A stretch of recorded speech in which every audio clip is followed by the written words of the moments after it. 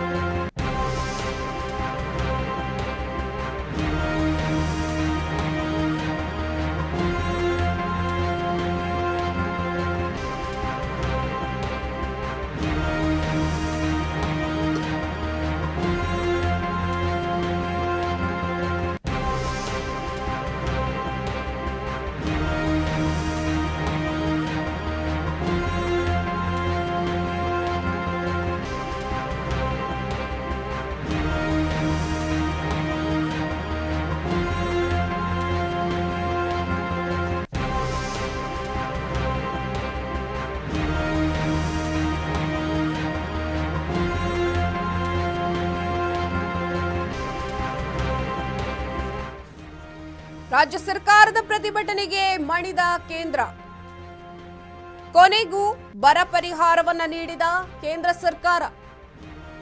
ಬರ ಪರಿಹಾರವನ್ನ ನೀಡುವಂತೆ ಪ್ರತಿಭಟನೆ ಮಾಡಿದ್ದ ರಾಜ್ಯ. 18,174 ಕೋಟಿ ಪರಿಹಾರ ಹಣ ಕೇಳಿದ್ದ ರಾಜ್ಯ ಸರ್ಕಾರ. 3,454 ಕೋಟಿ ಹಣ ಬಿಡುಗಡೆ ಮಾಡಿದ ಕೇಂದ್ರ. ಬರ ಪರಿಹಾರಕ್ಕಾಗಿ ಕೋರ್ಟ್ ಮೆಟ್ಟಿಲೇರಿದ್ದ ರಾಜ್ಯ. ಸುಪ್ರೀಂ ಪರಿಹಾರ ಬಿಡುಗಡೆ ಮಾಡುವಂತೆ ಕೇಂದ್ರಕ್ಕೆ ಸೂಚನೆ. ಕೋರ್ಟ್ ಸೂಚನೆ ಮೇರೆಗೆ 3,454 ಕೋಟಿ ಹಣ ಬಿಡುಗಡೆ. ರಾಜ್ಯ ಸರ್ಕಾರದ ಪ್ರತಿಭಟನೆಗೆ ಕೇಂದ್ರ ಈಗ ಮಣಿದಿರುವಂತಹದ್ದು. ಕೊನೆಗೂ ಬರ ಪರಿಹಾರವನ್ನ ಕೇಂದ್ರ ಸರ್ಕಾರ ಕೊಟ್ಟಿದೆ ರಾಜ್ಯ ಸರ್ಕಾರಕ್ಕೆ. ಬರ ಪರಿಹಾರವನ್ನ ನೀಡುವಂತೆ ಕಳೆದ 2 ದಿನಗಳ ಹಿಂದೆ ಪ್ರತಿಭಟನೆಯನ್ನ ಕಾಂಗ್ರೆಸ್ ನಾಯಕರು ಮಾಡಿದ್ರು. ಹಾಗೆಯೇ 18,174 ಕೋಟಿ ಹಣವನ್ನ ಬಿಡುಗಡೆ ಮಾಡೋದಕ್ಕೆ ಕೇಂದ್ರ ಸರ್ಕಾರಕ್ಕೆ ರಾಜ್ಯ ಸರ್ಕಾರ ಒಂದು ಹಣವನ್ನ ಕೇಳಿತು. 3,454 ಕೋಟಿ ಹಣ ಬಿಡುಗಡೆಯನ್ನ ಮಾಡಿದೆ. ಬರ ಪರಿಹಾರಕ್ಕಾಗಿ ಕೋರ್ಟ್ ಮೆಟ್ಟಿಲು ಕೂಡ ಏರಿತ್ತು ರಾಜ್ಯ ಸರ್ಕಾರ. ಈ ಒಂದು ಸುಪ್ರೀಂ ಸೂಚನೆಯ ಮೇರೆಗೆ ಇದೀಗ ಕೇಂದ್ರ ಸರ್ಕಾರ ಹಣವನ್ನು ಬಿಡುಗಡೆ ಮಾಡಿದೆ. ಕೋರ್ಟ್ ಸೂಚನೆ ಮೇರೆಗೆ 3,454 ಕೋಟಿ ಹಣವನ್ನು ಬಿಡುಗಡೆ ಮಾಡಿದೆ. ಕಳೆದ ವರ್ಷ ಸೆಪ್ಟೆಂಬರ್ನಲ್ಲಿ ರಾಜ್ಯ ಸರ್ಕಾರ ಕೇಂದ್ರಕ್ಕೆ ಬರ ಪರಿಹಾರಕ್ಕಾಗಿ 18,174 ಕೋಟಿ ಹಣ ಬೇಡಿಕೆಯನ್ನ ಇಟ್ಟಿತ್ತು. ಬೇಡಿಕೆ ಇಟ್ಟು ಇಷ್ಟು ದಿನಗಳು ಕಳೆದರೂ ಕೇಂದ್ರ ಸರ್ಕಾರ ಬರ ಪರಿಹಾರ ಬಿಡುಗಡೆಯನ್ನ ಮಾಡಿರಲಿಲ್ಲ. ಇದರಿಂದ ಕೇಂದ್ರ ಮತ್ತು ರಾಜ್ಯ ಸರ್ಕಾರದ ಮಧ್ಯೆ ಸಾಕಷ್ಟು ವಾಗ್ಯುದ್ಧಗಳು ನಡೀತಲೇ ಇತ್ತು. ಬರ ಪರಿಹಾರ ಇದೀಗ ಘೋಷಣೆಯನ್ನ ಮಾಡಿದೆ ಕೇಂದ್ರ ಸರ್ಕಾರ. ನೆರೆ ಪರಿಹಾರಕ್ಕೆ ತಮಿಳುನಾಡಿಗೆ 275 ಕೋಟಿ ರೂಪಾಯಿ ಪರಿಹಾರವನ್ನ ಕೂಡ ನೀಡಿದೆ. ಕಳೆದ ವರ್ಷ ಸೆಪ್ಟೆಂಬರ್ನಲ್ಲಿ ರಾಜ್ಯ ಸರ್ಕಾರ ಕೇಂದ್ರಕ್ಕೆ ಬರ ಪರಿಹಾರಕ್ಕಾಗಿ 18,174 ಕೋಟಿ ಹಣವನ್ನ ಬೇಡಿಕೆ ಇಟ್ಟಿತ್ತು. ಬೇಡಿಕೆ ಇಷ್ಟು ದಿನಗಳು ಕಳೆದರೂ ಕೇಂದ್ರ ಸರ್ಕಾರ ಈ ಬೇಡಿಕೆಯನ್ನ ಪೂರೈಸಿರಲಿಲ್ಲ. ಇದಕ್ಕೆ ಸಂಬಂಧಪಟ್ಟಂತೆ 2 ದಿನಗಳ ಹಿಂದೆ ಬೆಂಗಳೂರಿನಲ್ಲಿ ಪ್ರತಿಭಟನೆಯನ್ನ ಕಾಂಗ್ರೆಸ್ ಕೈ ನಾಯಕರು ಹಮ್ಮಿಕೊಂಡಿದ್ರು. ಹಿರಿಯ ಮುಖಂಡರುಗಳು ಕೂಡ ಈ ಒಂದು ಪ್ರತಿಭಟನೆಯಲ್ಲಿ ಭಾಗಿಯಾಗಿದ್ರು. ಹೀಗಾಗಿ ರಾಜ್ಯ ಸರ್ಕಾರ ಸುಪ್ರೀಂ ಕೋರ್ಟ್ ಮೆಟ್ಟಿಲನ್ನ ಕೂಡ ಏರಿತ್ತು. ಇದೀಗ ಸುಪ್ರೀಂ ಕೋರ್ಟ್ ಸೂಚನೆ ಮೇರೆಗೆ ಕೇಂದ್ರ ಸರ್ಕಾರ ಬರ ಪರಿಹಾರವನ್ನ ಬಿಡುಗಡೆ ಮಾಡಿದೆ. ಅದರಂತೆ ಇದೀಗ ಕೇಂದ್ರ ಸರ್ಕಾರ ಪರಿಹಾರವನ್ನ ಕೂಡ ಘೋಷಣೆ ಮಾಡಿದೆ. ಮುಖ್ಯಮಂತ್ರಿ ಸಿದ್ದರಾಮಯ್ಯ ಮತ್ತು ಕಂದಾಯ ಸಚಿವ ಕೃಷ್ಣ ಬೈರೇಗೌಡ 2023ರ ಡಿಸೆಂಬರ್ನಲ್ಲಿ ಪ್ರಧಾನಿ ನರೇಂದ್ರ ಮೋದಿ ಅವರನ್ನ ಭೇಟಿ ಮಾಡಿ ರಾಜ್ಯದಲ್ಲಿ 236ರಲ್ಲಿ 223 ತಾಲೂಕುಗಳು ಬರಪೀಡಿತ ತಾಲೂಕುಗಳಾಗಿವೆ. ಅದರಲ್ಲೂ 196 ತಾಲೂಕುಗಳಲ್ಲಿ ಬರದ ತೀವ್ರತೆ ಹೆಚ್ಚಾಗಿದೆ. ಇದರಿಂದಾಗಿ 48.19 ಲಕ್ಷ ಹೆಕ್ಟೇರ್ ಪ್ರದೇಶದಲ್ಲಿ ಕೃಷಿ ಮತ್ತು ತೋಟಗಾರಿಕಾ ಬೆಳೆಗಳು ನಷ್ಟ ಕೂಡ ಆಗಿವೆ. ಇದರಿಂದ ಹೆಚ್ಚಿನ ಸಂಖ್ಯೆಯಲ್ಲಿ ಸಣ್ಣ ಮತ್ತು ಅತಿ ಸಣ್ಣ ರೈತರು ಸಾಕಷ್ಟು ಸಂಕಷ್ಟಕ್ಕೆ ಒಳಗಾಗಿದ್ದಾರೆ. ಹಾಗಾಗಿ ಬರ ಪರಿಹಾರವನ್ನ ಘೋಷಣೆ ಮಾಡಬೇಕು, ಬಿಡುಗಡೆ ಮಾಡಬೇಕು ಅನ್ನುವಂತಹ ಒಂದು ಡಿಮಾಂಡನ್ನ ಪ್ರಧಾನಿ ನರೇಂದ್ರ ಮೋದಿ ಅವರ ಮುಂದೆ ಇಟ್ಟಿದ್ರು.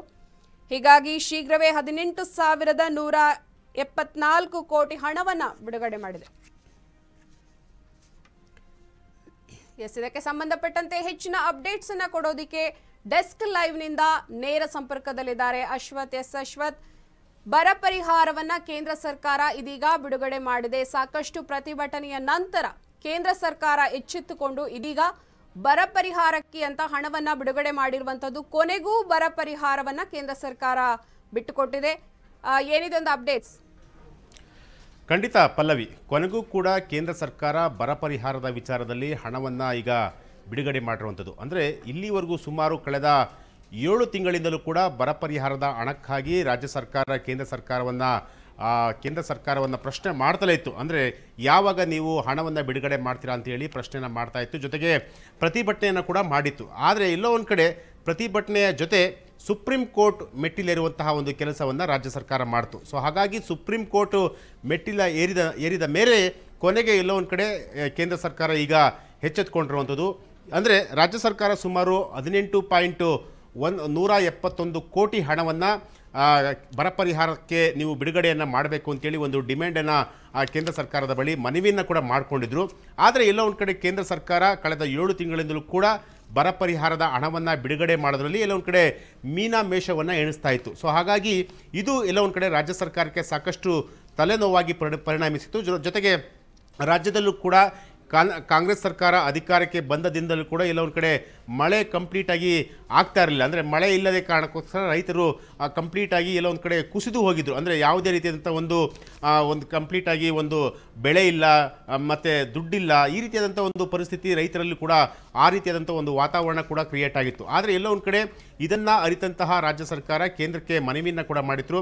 ಆದರೆ ಈಗ ಕೇಂದ್ರ ಸರ್ಕಾರ ಸುಮಾರು 7 ತಿಂಗಳ ಬಳಿಕ, ಅದು ಸುಪ್ರೀಂ ಕೋರ್ಟ್ ಸೂಚನೆಯ ಆಧಾರದ ಮೇಲೆ ಈಗ ಸುಮಾರು 3,454 ಕೋಟಿ ಹಣವನ್ನು ಈಗ ಬಿಡುಗಡೆ ಮಾಡಿರುವಂಥದ್ದು. ಸೊ ಹಾಗಾಗಿ ಎಲ್ಲೋ ಒಂದು ಕಡೆ ಇದು ರಾಜ್ಯ ಸರ್ಕಾರಕ್ಕೆ ಒಂದು ಗೆಲುವಾಗಿರುವಂಥದ್ದು. ಅಂದರೆ ಎಲ್ಲೋ ಒಂದು ಕಡೆ ನೀವು ಹೇಳಿದ್ರಿ ರಾಜ್ಯ ಸರ್ಕಾರಕ್ಕೆ ಎಲ್ಲೋ ಒಂದು ಕಡೆ ಗೆಲುವು ಸಿಕ್ಕಿದೆ ಅಂತ. ಹಾಗಿದ್ರೆ ಕೇಂದ್ರ ಸರ್ಕಾರ ಇಷ್ಟು ದಿನ ಯಾಕೆ ಒಂದು ಮೀನಾಮೇಷವನ್ನ ಎಣಿಸ್ತು? ಸುಪ್ರೀಂ ಕೋರ್ಟ್ ಸೂಚನೆಯ ನಂತರ ಕೂಡ ಬರ ಪರಿಹಾರವನ್ನ ಬಿಡುಗಡೆ ಮಾಡೋದಕ್ಕೆ ಸ್ವಲ್ಪ ಹಿಂದೂ ಮುಂದೆ ಆಲೋಚನೆಯನ್ನ ಮಾಡಿರುವಂತದ್ದು. ಹಾಗಿದ್ರೆ ಒಂದು ಕಡೆ ಚುನಾವಣೆ ಸಂದರ್ಭದಲ್ಲಿ ಇದಕ್ಕಿಂತ 2 ದಿನ ಮುಂಚೆ ಆಗಿದ್ರೆ ಯಾವ ರೀತಿಯ ಪ್ಲಸ್ ಆಗ್ತಿತ್ತು ಅಂತ?